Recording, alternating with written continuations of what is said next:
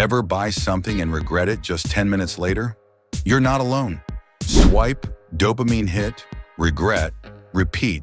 That new gadget, random outfit, or flash sale you didn't even want. Been there? It might have been that new gadget, an outfit you only wore once, or some limited time offer you didn't want to miss. And sure, it felt good for a few minutes. So why do we keep buying stuff we don't need, even when we know it's a bad idea? The truth is, most of our spending is pure emotion, not logic. And the modern world is designed to trigger those emotions constantly. From personalized ads to flashy sales and social media influencers showing off the latest must-haves, we're constantly nudged to believe that buying more equals living better. But if you've ever looked around your room and thought, I have way too much stuff, then you already know that's not true. So why do we keep blowing cash on stuff we don't even need? A big part of it is emotional triggers. When we're stressed, bored, or feeling down, shopping becomes a quick fix. That's why retail therapy hits hard. Same dopamine rush as a viral TikTok or late-night Uber Eats binge. You're not buying the item itself, you're buying the feeling it gives you. Comfort, distraction, even a false sense of control. That's why spending feels easiest when your emotions are hardest to manage. Social pressure is real. Instagram flexes, TikTok hauls, your friends' new kicks. Suddenly you feel like you need it too. Forget the Joneses. Now it's all about keeping up with your feed. It's not just about impressing others. Sometimes we buy things because we think they'll make us feel like we belong, or look successful, or become happier.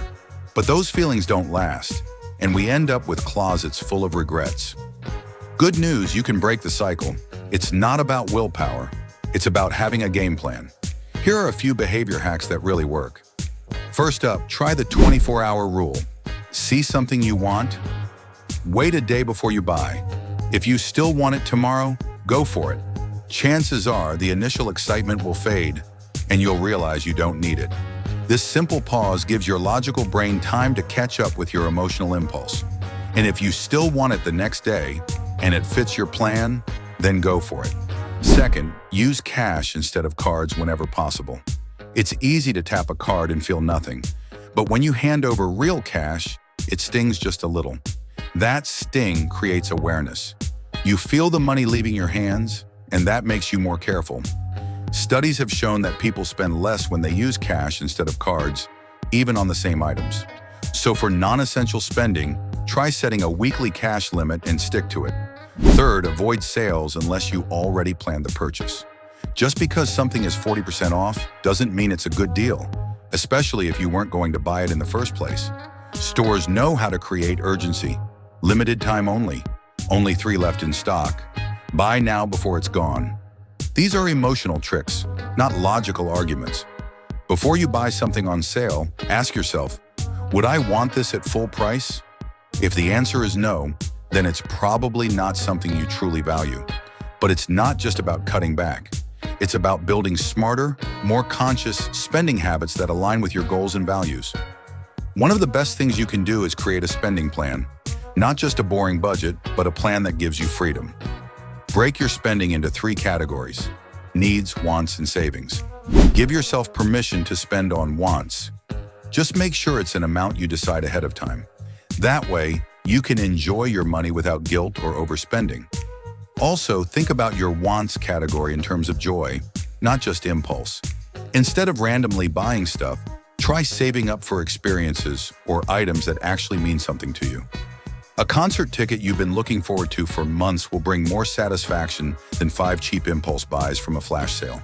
And here's a powerful tool: track your emotional spending triggers in a journal. Every time you feel the urge to buy something you don't need, pause and write down what you're feeling. Are you stressed from work? Feeling lonely, bored, anxious? Over time, you'll start to notice patterns. Once you know your triggers, you can work on healthier ways to respond, like going for a walk, calling a friend, or doing something creative instead of shopping. Remember, this isn't about guilt, it's about awareness. Most of us don't overspend because we're reckless. We overspend because we're reacting to emotions we don't even realize we're feeling. When you become more aware of those emotional triggers, you start taking control back. You begin to notice the pattern, the pull, and the pressure, and the more conscious you are, the stronger you become in choosing what truly matters to you. You are not weak, you're just untrained. And that's okay, because now you're learning, you're noticing, you're asking better questions before swiping that card. Every pause you take before making a purchase is like a mini workout for your self-control. Each smart choice adds up, and over time, those small decisions lead to powerful results. It's not about never spending, it's about spending with intention. We live in a world that makes spending ridiculously easy. Just one click and it's done. But just because it's easy doesn't mean we have to fall for it. Let's flip the script. You don't need more stuff to feel fulfilled. What you really need is clarity, purpose, confidence in your choices. You already have everything inside you to make smarter financial decisions. It starts with one small action. Maybe that action today is deleting a shopping app that's become your go-to boredom cure. Maybe it's opening a journal and writing down the last thing you bought and how you felt before and after. Or maybe it's simply acknowledging, yeah, I've been spending more than I want to, and I'm ready to change that. Whatever your first step is, just start. And let's make this a space for growth, not shame. Comment below with one purchase you regretted. Not to beat yourself up, but to learn from it and help someone else feel less alone.